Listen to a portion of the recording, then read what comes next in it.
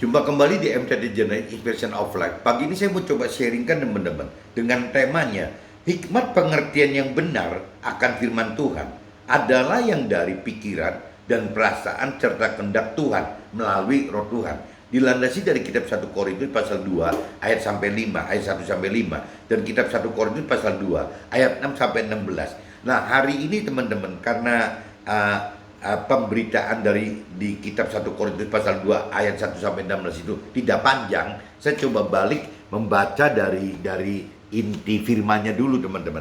Jadi kalau kita baca kitab 1 Korintus pasal 2, coba teman-teman cari kitab 1 Korintus pasal 2 ya, dari mulai ayat 1 sampai 16 saja teman-teman. Saya cuma membagi 1 Korintus 2, 1 Korintus 2 ayat 1 sampai 5 dan saya lanjut dengan kitab 1 Korintus pasal 2 ayat 6 sampai 16. Bunyinya demikian teman-teman. Demikianlah pula ketika aku datang kepadamu, saudara-saudara. Ini cerita Paulus teman-teman. Aku tidak datang dengan kata-kata yang indah atau dengan hikmat untuk menyampaikan kesaksian Allah kepada kamu. Sebab aku telah memutuskan untuk tidak mengetahui apa-apa di antara kamu selain Nabi Isa atau firman Tuhannya, yaitu dia yang disalibkan itu gitu. Aku juga telah datang kepadamu dalam kelemahan dan dengan sangat takut dan gentar. Baik perkataanku maupun pemberitaanku tidak kusampaikan dengan kata hikmat yang meyakinkan, tetapi dengan keyakinan akan kekuatan roh. Nah, supaya iman kamu jangan bergantung pada hikmat manusia, tetapi pada kekuatan Allah gitu. Nah, ini kalau kita lihat dari kalimat yang dikatakan dalam ayat tersebut teman-teman. Misal di ayat 1 gitu ya. Demikianlah pula ketika aku datang kepadamu, saudara-saudara, aku tidak datang dengan kata-kata yang indah atau dengan hikmat untuk menyampaikan kesaksian Allah kepada kamu. Nah, ini Paulus ini teman-teman, waktu bicara pengenalan, pengertian dan melakukan firman Tuhan itu untuk Rasul Paulus ini sudah lebih mendalam, lebih mampu mengerti dan lebih benar-benar pasrah ya, terdorong untuk memberitakan kebenaran firman Tuhan dari pikiran perasaan kehendak Tuhan. Ini akhirnya Paulus katakan bahwa dia itu tidak datang dengan kata-kata yang indah teman-teman. Jadi tidak bisa yang namanya memberitakan kebenaran firman Tuhan itu tidak bisa dibuat seperti rundown acara persepsi pernikahan atau mungkin ada peresmian gedung ini gedung itu gitu. Nggak bisa seperti itu teman. Tidak bisa dibikin rundown acara. Paling bisa garis besarnya aja. Adapun materi yang akan diberitakan gitu kepada sesama kita itu ternyata tidak bisa teman-teman disusun dengan cara-cara teori-teori rohani atau hukum-hukum rohani. Nah, ini yang kalau saya lihat sampai hari ini teman-teman, justru banyaknya mayoritas orang itu melakukan seperti itu teman-teman. Jadi mentor rohani dan rohaniawan melakukan rundown acara benar-benar seperti yang dipikirkan, dirasakan dan dikendaki oleh si mentor rohani dan rohaniawan gitu. Ya dibuat seperti itu teman-teman. Dan yang konyol, yang namanya kita-kitanya yang di dunia sekuler, di marketplace sebagai hamba Tuhan atau umat jemaatnya gitu, umat atau jemaat dari tempat ibadah tersebut, ya kita juga anggap bahwa itu yang hebat seperti itu gitu. Ya bahwa persepsi resmi ya itu dibuat di dalam liturgi agama itu dianggap seperti rundown acaranya resepsi pernikahan atau acara-acara tadi teman-teman. Nah, ini benarnya kan tidak sama teman-teman. Yang membedakan antara firman Tuhan dengan firman Tuhan, perintah peraturan firman Tuhan dari pikiran perasaan kehendak kita dengan manusia gitu, dengan pikiran perasaan kehendak Tuhan yang dari Tuhan gitu. Itu firman Tuhan berarti beda sekali teman-teman. Kalau bicara dari pikiran perasaan kehendak kita, banyaknya yang dikupas itu adalah teori atau hukum-hukum dari teologi tadi, dari soal teologi berarti ilmu ketuhanan itu gitu. Yang dibahas materinya kurang lebih hanya seperti itu aja teman-teman. Jadi teori atau hukum-hukum bicara teori ketuhanan, cuman itu gitu. Nah, sedangkan yang dari pikiran perasaan kehendak Tuhan kan bukan menghendaki seperti itu teman-teman. Pikiran perasaan kehendak Tuhan itu adalah bagaimana caranya perintah dan peraturan firman Tuhan itu disampaikan kepada kita, kepada sesama, kepada jemaat atau umat oleh mentor rohani dan rohani, harusnya dalam bentuk ya apa yang dipikirkan oleh Tuhan, apa yang dirasakan oleh Tuhan, dan apa yang dikehendaki oleh Tuhan. Berarti oleh jiwa Tuhan. Harusnya firman Tuhan itu seperti itu, teman-teman. Firman Tuhan yang disertai dengan pikiran perasaan kehendak Tuhan berarti harus disertai dengan roh Tuhan, teman-teman.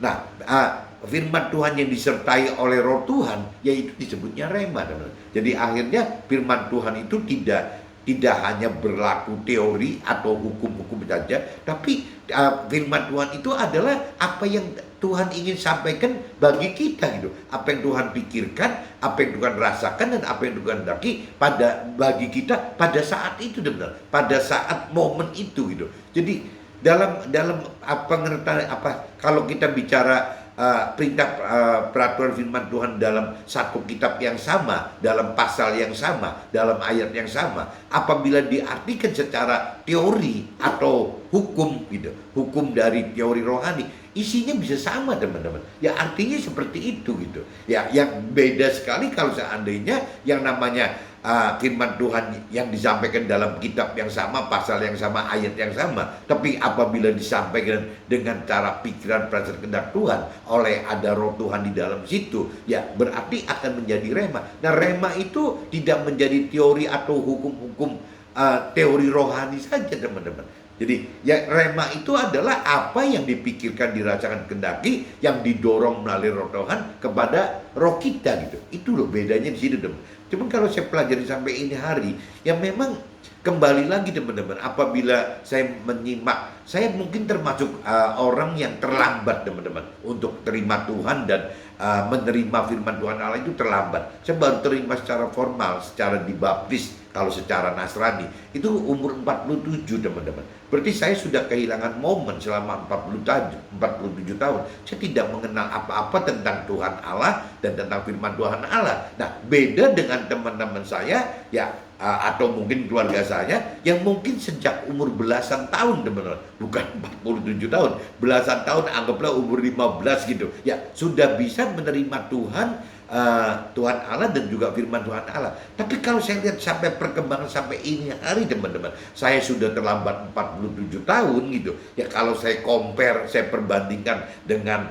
mentor rohaninya atau rohaniawannya atau keluarga atau teman-teman rohani yang sudah lebih mendahului, kok pengertian akan firman Tuhan itu lebih lebih awam, lebih mudah diterima oleh masyarakat umum, orang kebanyakan, orang dunia gitu ya, bahwa yang disampaikan itu ya seperti yang mentor rohani dan rohaniawan sampaikan. Nah, padahal talenta yang Tuhan beri kepada mentor rohani dan rohaniawan pada umumnya, teman-teman, memang tidak semua gitu ya, pada umumnya mentor rohani dan rohaniawan itu memang Tuhan beri talenta untuk mengajarkan teori-teori rohani atau hukum-hukum rohani atau teori-teori ketuhanan atau hukum-hukum ketuhanan. Jadi kalau bicara mentor rohani dan rohaniawan, saya bilang tidak salah. Ya talentanya memang seperti itu. Ya memang ada gitu beberapa mentor rohani atau rohaniawan yang dipakai oleh Tuhan selain mengajarkan teori atau hukum-hukum rohani, teori atau hukum-hukum masalah ketuhanan gitu. Yang diajarkan juga bagaimana harus menghidupkan roh Tuhan gitu.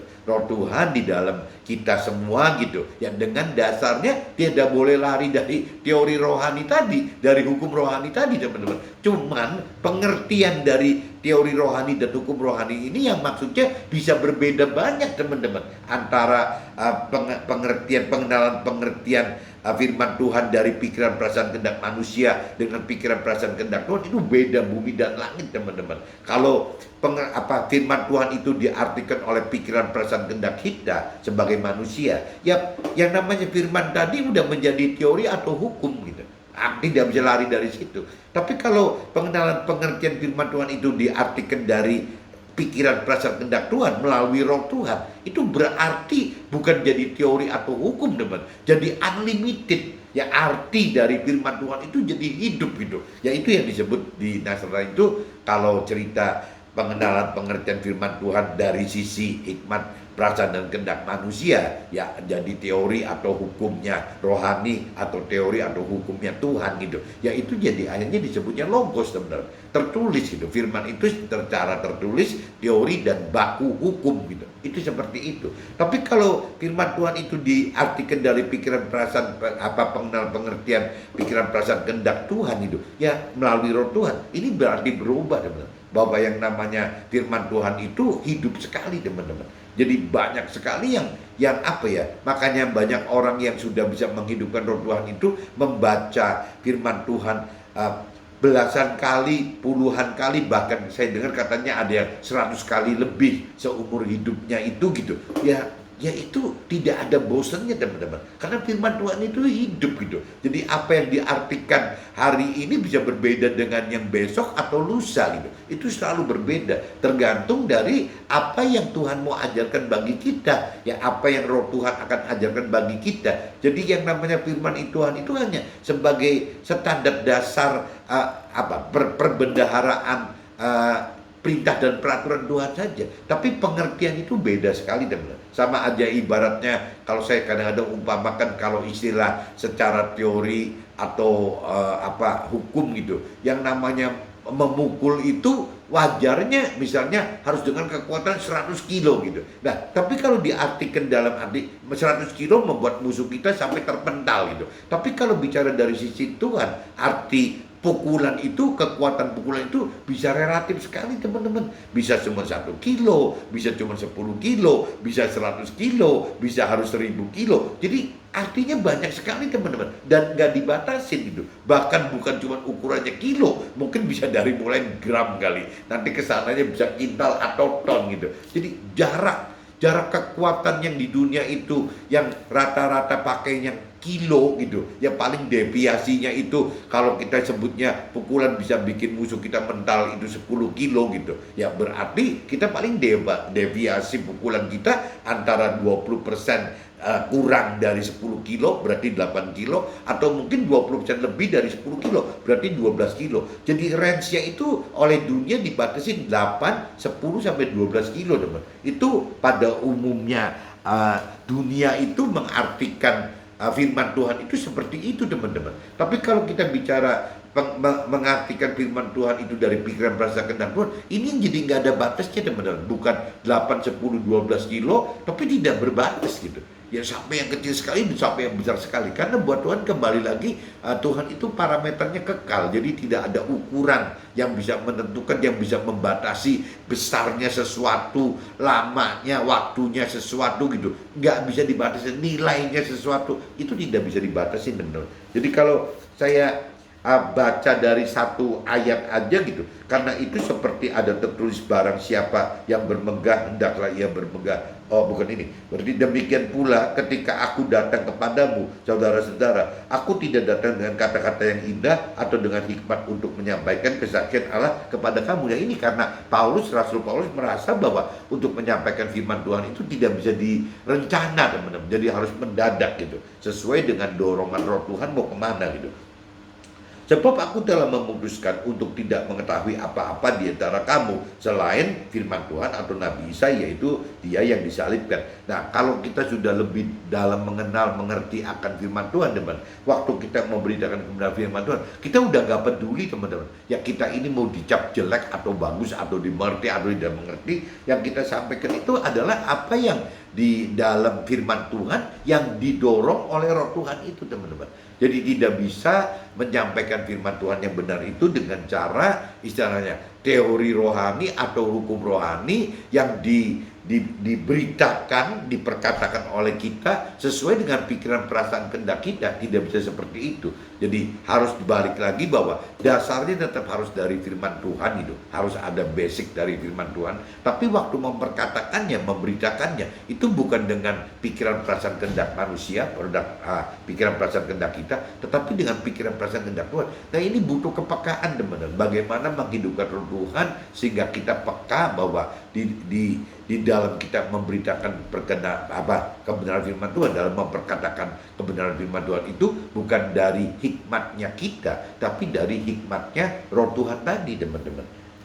Aku juga telah datang kepadamu dalam kelemahan dan dengan sangat takut dan gentar. Nah ini Rasul Paulus juga katakan bahwa ya untuk waktu memberitakan kebenaran firman Tuhan, untuk memperkatakan firman Tuhan itu biasanya teman-teman bukannya happy. Ya makanya kalau orang mau memberitakan kebenaran firman Tuhan dengan cara benar, itu sebelum memberitakan bisa stres teman-teman, bisa takut dan gentar gitu. Kenapa? Karena tidak ada satu pegangan gitu yang bisa dipegang waktu memberkatakan kebenaran firman Tuhan tadi. Kenapa? Ya karena kembali lagi gitu. Kekuatan yang bekerja itu adalah kekuatan Roh Tuhan, bukan kekuatan hikmat yang dari manusia sendiri, tapi kekuatan Roh Tuhan berarti hikmat yang dari Tuhan gitu. Nah, ini yang susahnya itu teman-teman. Jadi banyak sekali kalau teman-teman perhatikan pemberita yang benar gitu, pemberita kebenaran firman Tuhan yang benar itu selalu sebelum memulai acara itu jangan-jangan dia berdoa dulu teman-teman. Acara belum dimulai dia sudah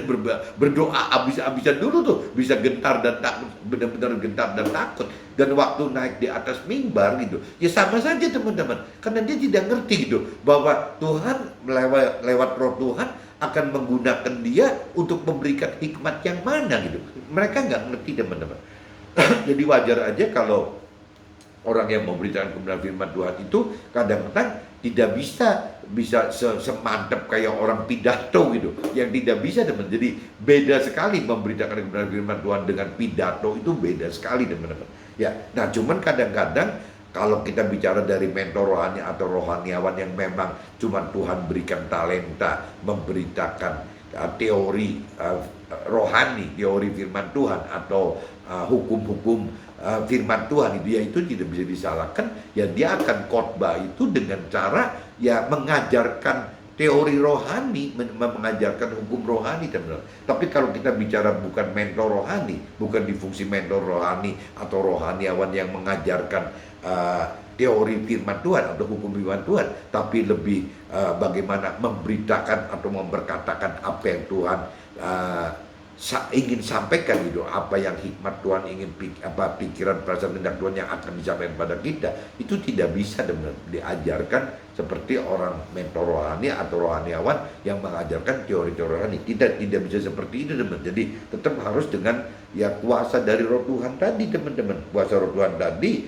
yang membuat itu. Nah ini yang membuat kita jadi kadang-kadang waktu memberkatakan dari firman Tuhan itu kehilangan pegangan teman-teman, yang menyebabkan ya takut dan gentar. Maksud firman seperti itu teman-teman. Kalau kita baca di ayat 3, aku juga telah datang kepadamu dalam kelemahan dan dengan sangat takut dan gentar. Ya karena itu, karena tidak tahu apa materi yang akan disampaikan gitu loh. Ya itu tergantung dorongan dari Roh Tuhan mau mengarahkan pemberita ini mau mengutarakan apa gitu, apa yang dipikirkan, dirasakan oleh dan dikehendaki oleh Tuhan pada saat itu, ya itu yang akan disampaikan dan diperkatakan itu.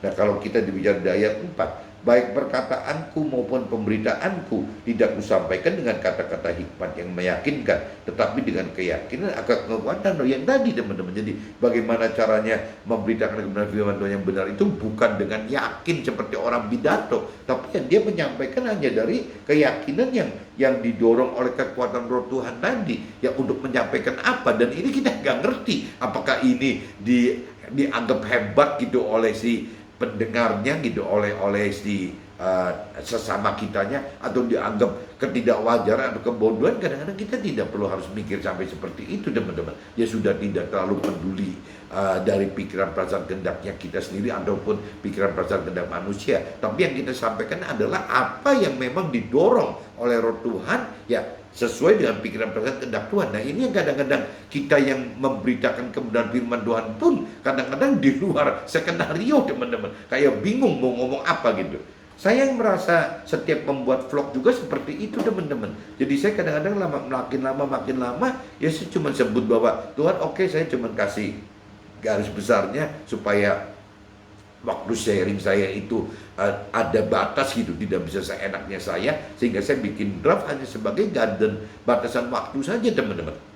Adapun materi yang disampaikan ya kadang-kadang saya juga ketakutan dan gentar gimana seperti Rasul Paulus gitu. Jadi besok pagi saya mau nyampaikan apa bingung kadang-kadang teman. Ya cuman ya saya mengalir aja gitu. Saya coba belajar mengalir, dan kadang-kadang kalau saya lihat seperti ini juga mungkin dianggap nggak wajar atau dianggap bodoh kali oleh teman-teman rohani saya, ya, atau mungkin saya nggak ngerti apakah mungkin untuk mentor rohani dan rohaniawan juga gitu, ya, anggap satu hal yang tidak wajar dan bodoh. Kenapa kok bisa-bisanya kok berani membuat sharing semacam ini, yang kadang-kadang mungkin mentor rohani atau rohaniawan atau teman-teman rohani yang memang apa ya, lebih senior, belum tentu berani teman-teman itu, karena takut salah. Ya, kalau kita ikutin balik lagi saran-sarannya Rasul Paulus, ya memang Rasul Paulus juga ya mengalami seperti itu teman-teman. Ya, tidak semua orang berani menyampaikan, memberitakan atau memperkatakan firman Tuhan, karena resikonya ya dianggap tidak wajar dan bodoh teman-teman. Bahkan bisa dianggap gila kali. Jangankan kita, Rasul Paulus dan Nabi Isa juga bisa dianggap tidak waras gitu. Ya seperti itu teman-teman. Nah, kalau ayat 5-nya, supaya iman kamu jangan bergantung kepada iman manusia, tetapi pada kekuatan Allah. Nah, ini yang Tuhan inginkan itu, ya, waktu kita memberitakan kebenaran firman Tuhan itu keluar dari kuasanya Roh Tuhan yang mendorong kita memberitakan dan memperkatakan firman Tuhan dari pikiran perasaan kehendak Tuhan, supaya apa? Ya kembali lagi, supaya iman yang keluar dari kita itu ya bukan bergantung pada hikmat manusia. Imannya itu bukan bergantung dari hikmat pengenalan pengertiannya manusia, pikiran perasaan kehendaknya manusia, tetapi ya iman kita harus berani lahir karena ya memberitakan atau memperkatakan firman itu adalah dari pikiran perasaan kehendak Tuhan, dari pengenalan pengertian yang versinya Tuhan tadi, dari versi hikmatnya Tuhan tadi teman-teman, nggak bisa versi kita gitu. Nah, ini dari ayat 1 sampai 5 aja teman-teman sudah membuktikan bahwa yang namanya saya gitu, untuk saya pribadi selama dari tahun 2000 sampai 2022 tahun ini, 22 tahun, ya saya merasa bahwa apa yang dikatakan dalam kitab 1 Korintus pasal 2 ayat 1 sampai 5 ini, ya ini aja menjadi satu hal yang tidak mudah teman-teman, menghadapi mentor rohani saya, rohaniawan saya, bahkan teman-teman rohani saya, apalagi teman-teman rohani yang sudah merasa lebih senior daripada saya. Ya kenapa? Dan kembali lagi, teman-teman rohani banyak yang menerima Tuhan dan firman Tuhan itu ya dengan dari umur 15 tahun teman-teman. Kalau 15 tahun sampai misalnya kita anggap masa pensiun 55 tahun, berarti kan ada waktu 40 tahun untuk mempelajari teman-teman. Nah, kalau saya gitu secara matematis, saya baru terima Tuhan dan firman Tuhan itu pada usia 47 tahun, sehingga waktu batas saya umur 55, masa pensiun saya cuma punya waktu 8 tahun teman-teman. Teman-teman yang lain punya waktu istilahnya 40 tahun, saya cuma punya waktu dari umur 47 ke 55 ya cuma 8 tahun teman-teman. Coba bayangin, ya berarti saya kalah jauh sekali. Ya teman-teman, keluarga saya punya peluang 40 tahun untuk bagaimana mengenal, mengerti, mempelajari akan Tuhan dan firman Tuhan. Saya cuma hanya punya waktu ya 47 ke 55 ya cuma 8 tahun tadi teman-teman. Singkat sekali gitu.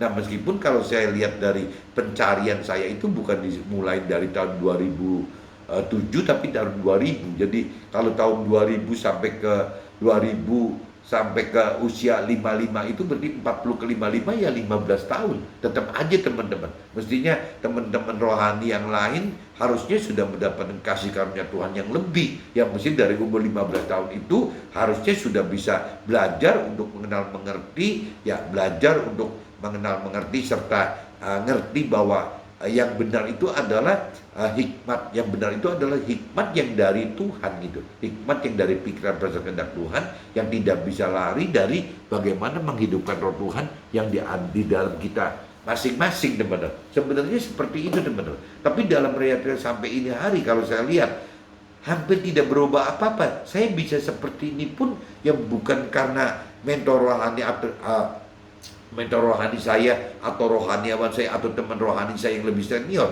Saya bisa begini ya karena hubungan pribadi saya ya dengan bagaimana belajar untuk menghidupkan Roh Tuhan di dalam saya. Dari mana saya bisa ngerti bahwa ada Roh Tuhan yang hidup? Ya dari firman Tuhan teman. Jadi sampai ini hari saya bisa sharingkan ini juga karena semua dasarnya dari firman Tuhan. Nah, kenapa teman-teman saya, teman-teman rohani saya atau keluarga saya kok tidak bisa mendapatkan pengertian semacam ini gitu, bahwa kita harus bisa memberitakan, mengenali, memberitakan, memperkatakan firman Tuhan itu dari hikmatnya Tuhan itu. Ya kenapa banyak secara umum tidak begitu? Ya kembali lagi mungkin jangan-jangan keseriusan dalam arti kata mengasihi Tuhan itu ya belum maksimal teman-teman. Kalau saya mungkin termasuk kategori orang meskipun terlambat teman-teman, pada usia 47 tahun saya baru mencari Tuhan dan firman Tuhan. Tapi saya serius, saya berusaha untuk serius teman.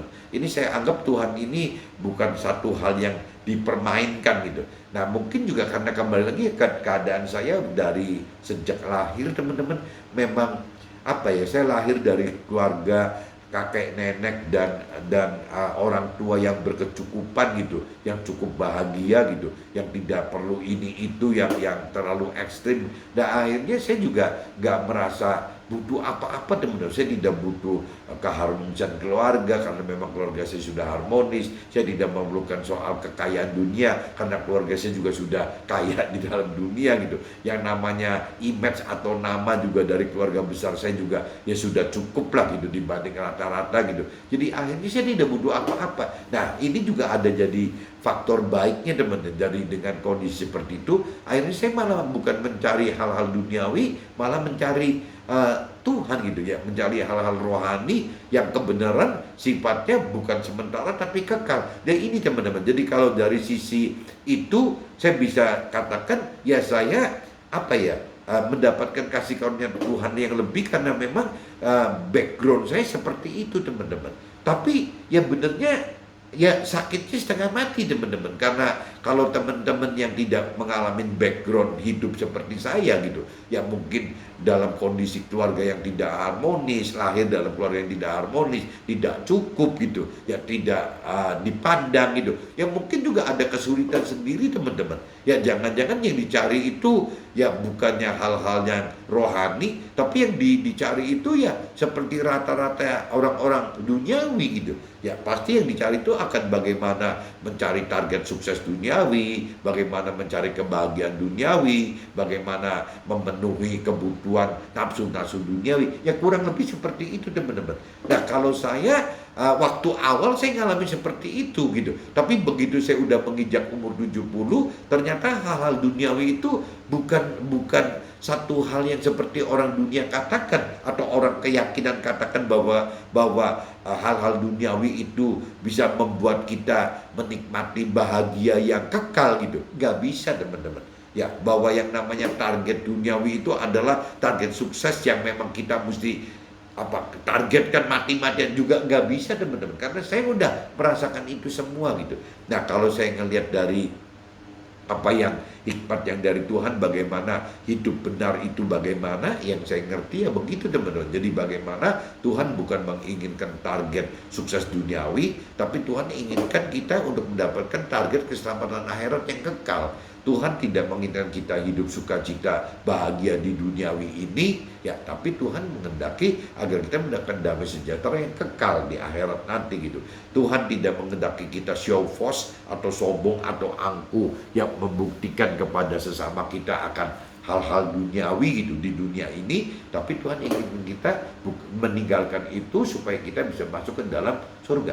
Jadi apa yang direncanakan dirancang dan kehendaki oleh duniawi, apa yang dirancang dan kehendaki oleh orang dunia, apa yang dirancang dan kehendaki oleh orang yang berkeyakinan, dalam arti kata orang yang sudah beragama tapi kurang mengerti akan pribadi Tuhan Allah dan firman Tuhan Allah itu, yang kita sebut kategori orang berkeyakinan, itu ternyata tidak beda dengan orang dunia teman-teman.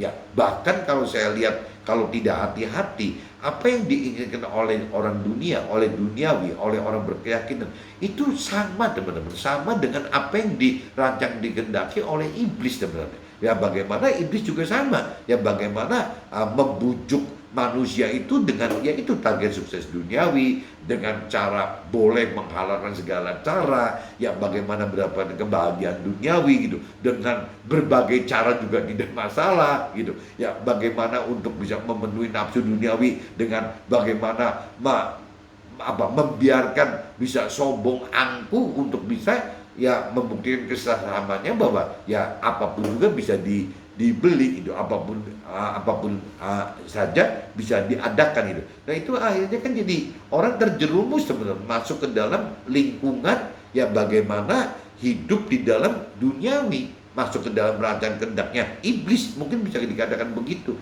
Nah ini yang berbeda sekali dengan rancangan kehendak Tuhan gitu. Kalau rancangan kehendak Tuhan mengingatkan bahwa hal-hal duniawi itu adalah sifat yang fana gitu, yang nggak bisa kekal gitu. Jadi buat apa gitu ya diharapkan seperti itu gitu ya.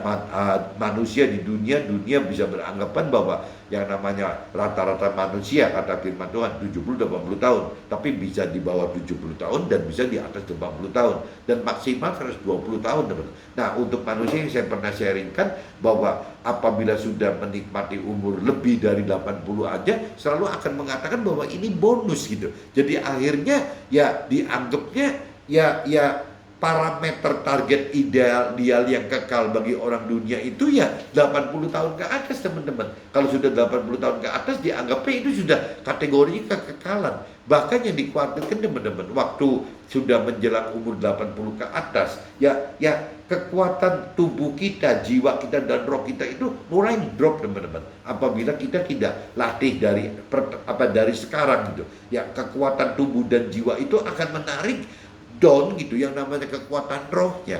Nah mestinya kan terbalik teman-teman. Kekuatan roh kita itu harus kuat sekali sehingga kekuatan roh ini bisa menarik gitu jiwa dan tubuh kita. Yang benar harusnya seperti itu teman-teman.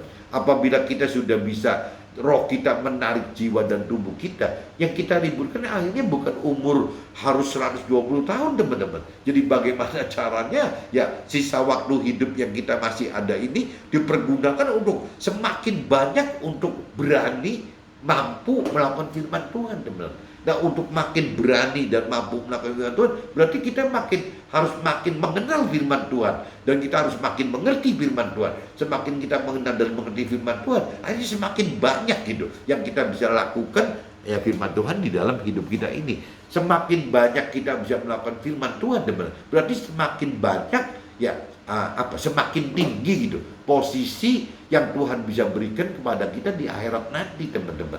Ya ujung-ujungnya posisi tinggi itu ada yang mengatakan sebagai timnya kerajaan Tuhan di dalam surga, bisa juga dikatakan sebagai keluarga Tuhan di dalam surga. Nah ini yang diincar oleh orang-orang yang mengasihi Tuhan sebenarnya itu ini teman-teman. Jadi orang yang mengasihi Tuhan adalah orang yang memang mewujudkan, melakukan peraturan firman Tuhan semaksimal mungkin sesuai yang Tuhan rancang dan kehendaki teman-teman. Nah yang lucunya lagi kalau dari sisi Nasrani teman-teman, bahwa yang namanya Nabi Isa itu adalah sulungnya kita. Jadi bagaimana firman Tuhan, bagaimana Tuhan menghendaki agar kita ini ya menjadi adik-adiknya si Nabi Isa tadi teman-teman. Ya, nah kalau kita bicara kita targetnya adalah seperti Nabi Isa, adik-adiknya Nabi Isa, ya sasaran itu berarti kan harus bagaimana kita belajar untuk menjadi serupa dengan firman gitu. Apa yang perintah peraturan oleh firman Tuhan itu teman-teman, yang namanya serupa dengan Nabi Isa, serupa dengan firman Tuhan itu seperti itu. Nah kalau kita menghendaki seperti yang Tuhan rancang kehendaki bahwa kita ini harus sempurna seperti Tuhan katanya, dan bagaimana caranya gitu ya. Mungkin kalau kita bicara pakai wajarnya saja, logikanya saja, yang namanya sempurna yang diartikan sempurnanya Tuhan Allah dengan sempurnanya Nabi Isa, dengan sempurnanya kita sebagai manusia, ya mungkin kata-kata sempurnanya sama teman-teman. Cuman kadar dari kesempurnaannya kan pasti beda gitu. Karena kita bukan Nabi Isa, kita ini bukan Tuhan Allah gitu. Ya pasti kesempurnaan itu ya kesempurnaan semaksimal kita mampu. Nah itu yang Tuhan harapkan kita di posisi itu teman-teman. Dan yang tadi dikatakan untuk bisa menduduki posisi itu tidak hanya cukup bagaimana kita melakukan firman Tuhan, tapi Tuhan ajarkan bagaimana kita juga untuk bisa mengajarkan firman Tuhan, bagaimana memberitakan ya kebenaran firman Tuhan kepada sesama kita itu teman-teman. Jadi kalau kita cuma sekedar melakukan firman Tuhan, parameter dari firman Tuhan adalah kita masuk ke dalam surga teman-teman.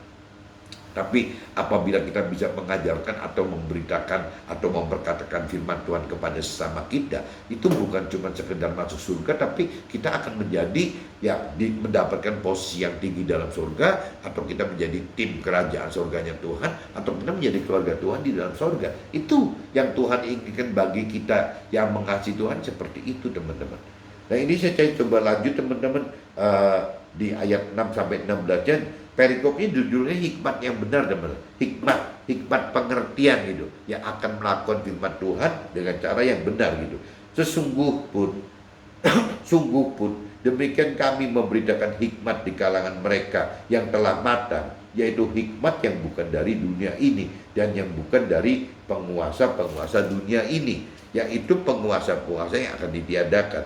Tetapi yang kami beritakan ialah hikmat Allah yang tersembunyi dan rahasia, yang sebelum dunia dijadikan telah disediakan Allah bagi kemuliaan kita. Jadi kembali lagi teman-teman, hikmat pengertian akan memberitakan kebenaran firman Tuhan yang benar itu bukan dari hikmat dunia, bukan dari hikmatnya manusia, bukan dari pikiran perasaan kehendak manusia, tapi firman Tuhan katakan di ayat 7 ini yang memberitakannya itu dari hikmat yang Tuhan Allah, yang sifatnya itu adalah tersembunyi dan rahasia gitu. Nah ini katanya hikmat ini sebenarnya dari mulai belum penciptaan bumi dan langit dan seluruh makhluknya.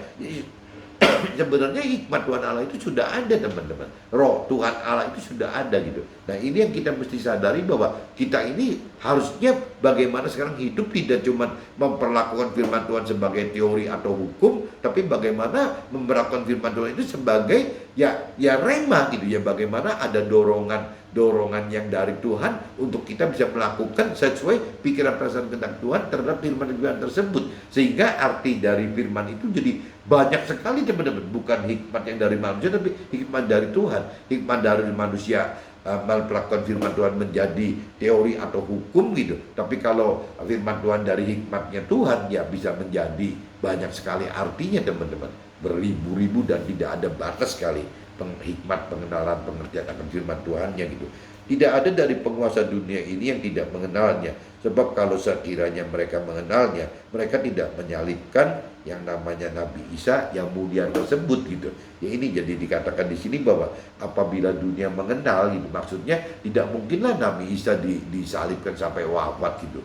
Dibunuh sampai wafat. Meskipun dari sisi rohani ya memang Tuhan sudah rancang dan kehendaki untuk Nabi Isa bisa wafat supaya bisa ya kembali lagi menebus dosa-dosa kita teman-teman, itu untuk bisa melahirkan firman Tuhan yang secara tertulis, dan juga bisa memohon kepada Tuhan Allah untuk menghidupkan roh Tuhan kepada setiap kita tanpa ada pengorbanan dari Nabi Isa. 3 macam hal tadi tidak bisa menguatkan, tidak bisa membuat kita jadi akhirnya bisa masuk ke dalam rancangan kehendak Tuhan teman-teman. Yaitu pengorbanan Nabi Isa bagi orang Nasrani seperti itu gitu.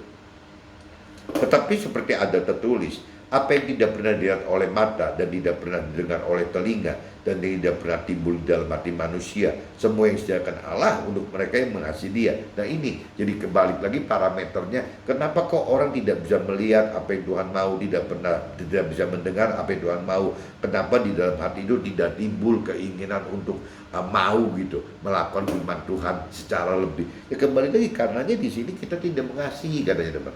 Kita kurang mengasihi Tuhan. Jadi apabila kita tidak membaca firman Tuhan, ya kita mesti koreksi diri. Ya jangan-jangan kita kurang mengasihi Tuhan gitu.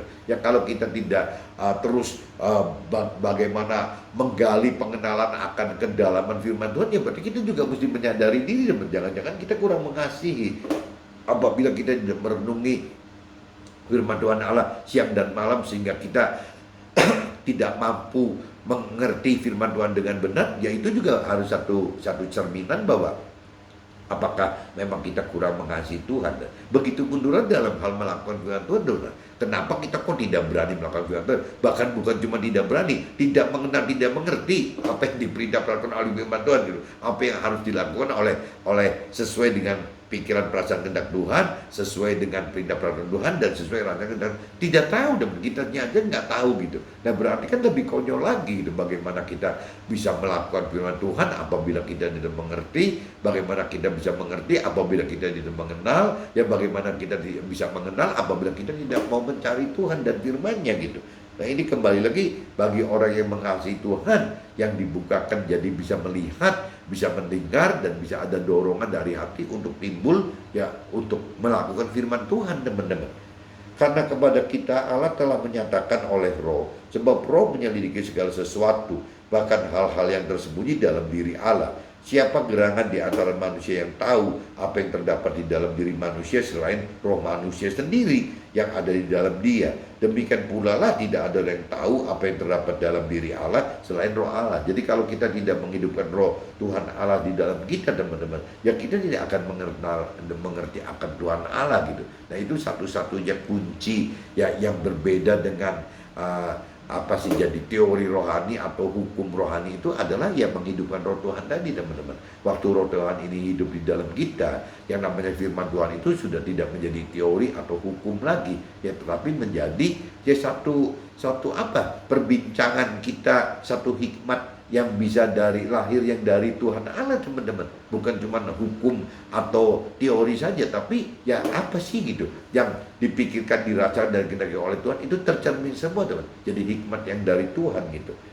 Kita tidak menerima roh dunia, tetapi roh yang berasal dari Allah, supaya kita tahu apa yang dikaruniakan Allah kepada kita. Dan karena kami menafsirkan hal rohani kepada mereka mempunyai roh, kami berkata-kata tentang karunia-karunia Allah dengan perkataan yang bukan diajarkan kepada kami oleh hikmat manusia, tetapi oleh roh Tuhan Allah. Nah ini teman-teman mesti camkan bahwa apabila kita menghidupkan roh Tuhan di dalam kita, maka roh Tuhan kita ini yang mengajarkan kita apa sih gitu maksud dari firman tersebut, dari pikiran perasaan kehendak Tuhan itu, teman-teman. Tanpa menghidupkan roh Tuhan kayaknya nggak mungkin bisa seperti itu gitu.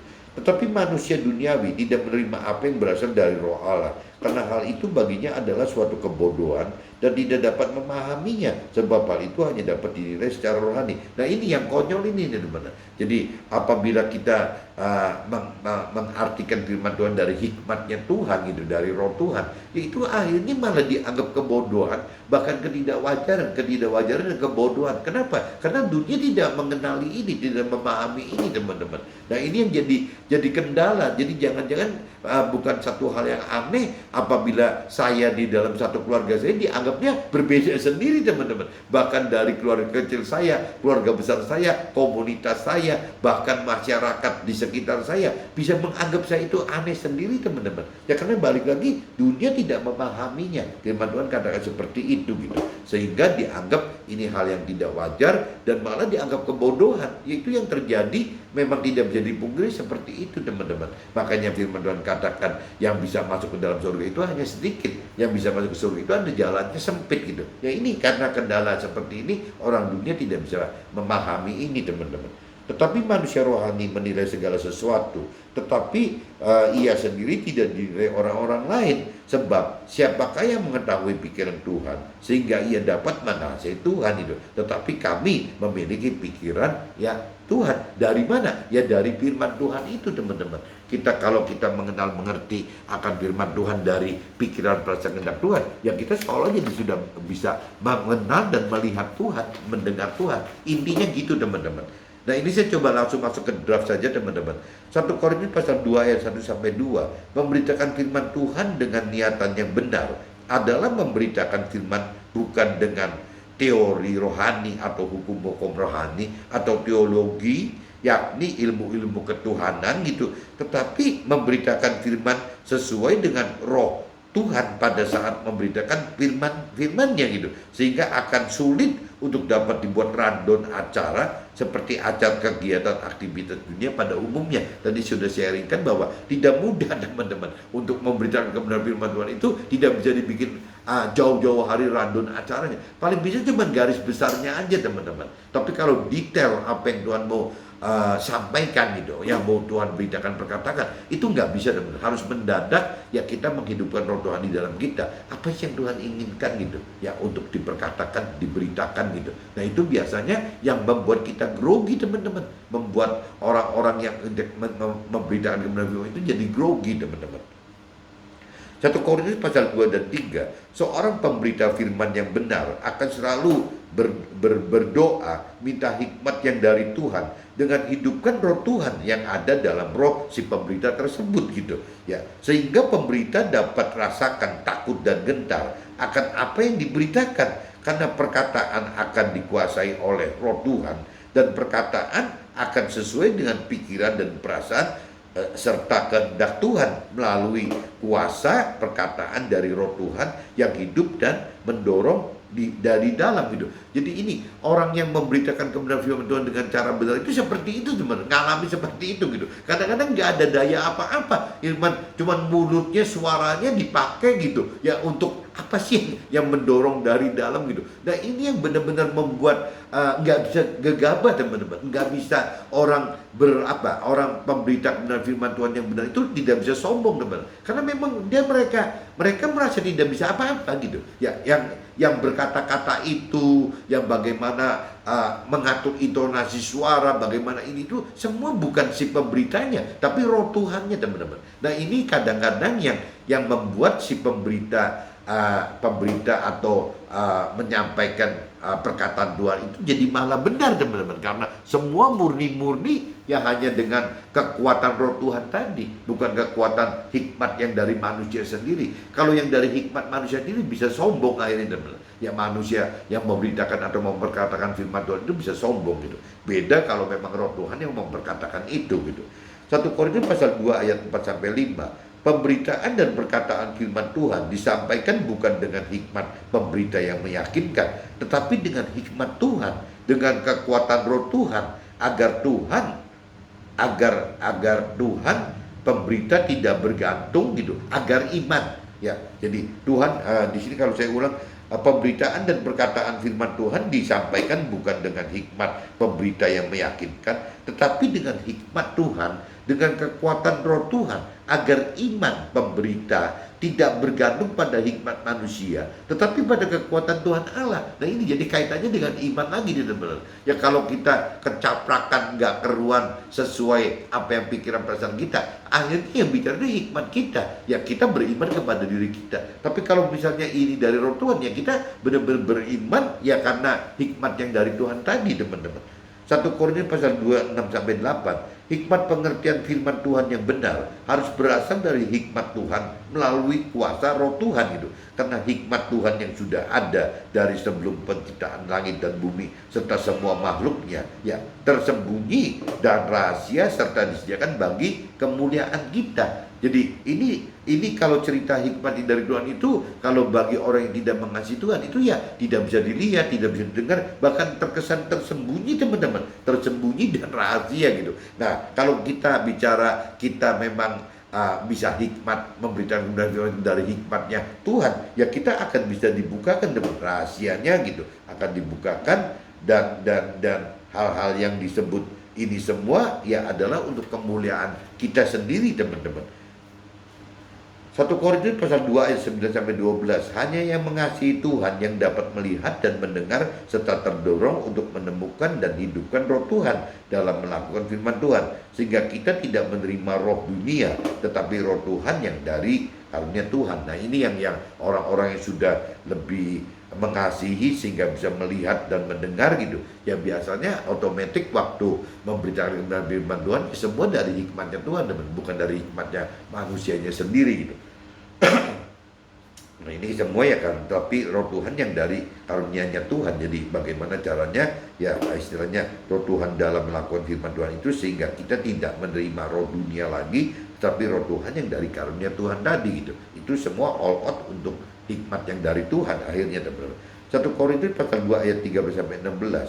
Pemberita firman Tuhan yang benar akan ajarkan tentang karunia Tuhan dari hikmat roh Tuhan, walaupun dunia tidak dapat terima yang dari roh Tuhan, karena dianggap ketidakwajaran, bahkan kebodohan karena tidak dapat memahaminya. Dunia tidak bisa memahami ini, teman-teman. Jadi kembali lagi, teman-teman, dari pengalaman saya hidup 22 tahunan, teman-teman. Ya saya merasakan seperti itu. Sampai ini hari itu, ya teman-teman rohani saya yang lebih senior, atau mentor rohani atau rohani, ya bukan tidak ada, teman-teman, sedikit sekali gitu. Ya bahkan saya kadang-kadang menjadi saksi sendiri, apakah saya salah gitu. Ya kok bisa punya hikmat yang seperti ini. Tapi kalau saya cross check dengan apa yang saya baca di dalam firman Tuhan, seperti contohnya di kitab 1 Korintus pasal 2 ayat 15, 1 Korintus pasal 2 ayat 16, saya tidak salah, teman-teman, karena memang semua under control di dalam firman Tuhan itu. Cuman yang aneh, kenapa kok masyarakat umum itu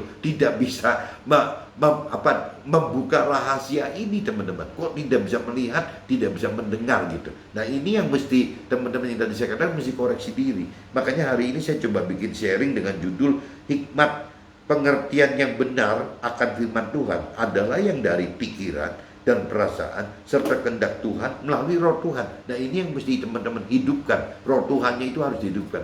Tanpa bisa menghidupkan roh Tuhan di dalam kita tidak akan mendapat pengertian akan firman Tuhan yang benar, teman-teman, sesuai dengan pikiran, perasaan, kehendak Tuhan. Oke, teman-teman, see you, bye-bye.